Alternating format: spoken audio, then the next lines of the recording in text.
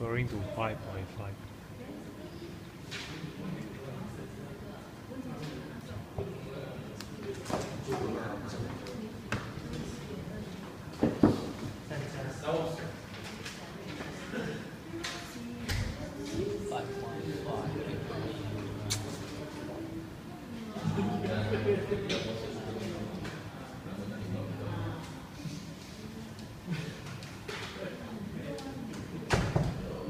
It's a pressure vessel, so the length is given, diameter is given, thickness is given.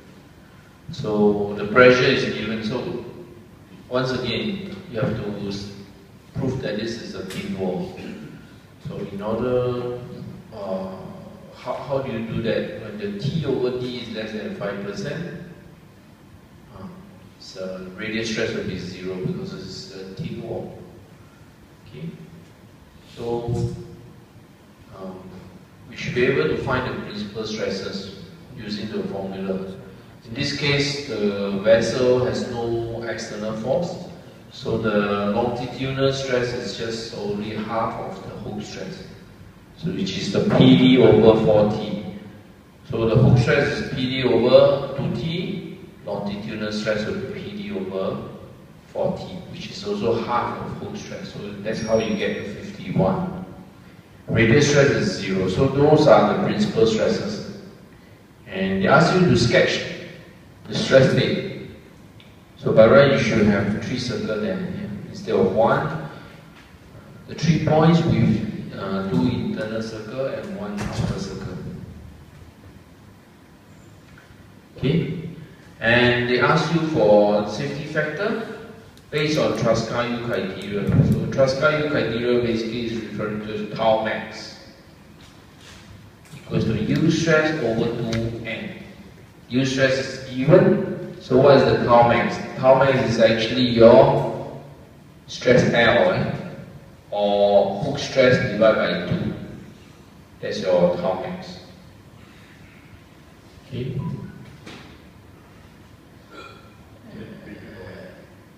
What is the question? Okay, so are you able to find the hook stress? The safety factor? Can, right? Yeah? Once you know the safety factor, the part C, they ask you the change in dimension, which means what? Change in dimension means what? You need to know strain, isn't it? Strain L, strain H, and even the thickness, which is referring to the strain R. So you need to use the stress-strain equation. Okay? Based on the stress-strain equation, you can actually find the strain, hook strain, longitudinal strain, and radial strain. Even though we have 0 stress on the radial direction, you have strain. Similar to what you have done when stress Z. When stress Z is 0, you still have strain Z, the thickness. You still have the thickness. So stress Z, in this case, is your radial strain, radial stress, which is 0. So that's how we get the respective strain. We are looking for the change in dimension. So we are referring to the change in length, change in diameter, and change in thickness of a cylinder. So these are the 3 changes. So you need to find the change in diameter will be the hook strain times D. Change in length, longitudinal strain times L. Change in thickness, radial strain times T. So that's how you get the change in dimension. Next, how do you get the extra volume of the fluid? Remember, when you talk about the change in volume, the extra volume, including the fluid, there's 2 parts, right? You have to get the change in volume for the solid. 2 times hook strain plus longitudinal strain times original volume of the cylinder, and the change in volume for the liquid, right? Using the bulk modulus. Remember? So you add both together.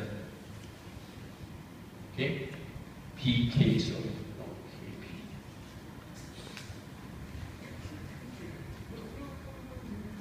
P is on top. It's original one. So this is a negative value. That's why negative is just saying that they are in compression. And the positive value here is the expansion. So you take the magnitude for both, add it up. That is the total change. Okay?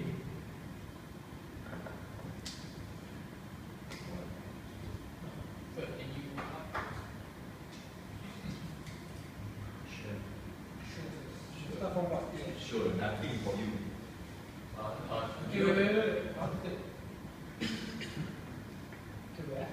Sunset.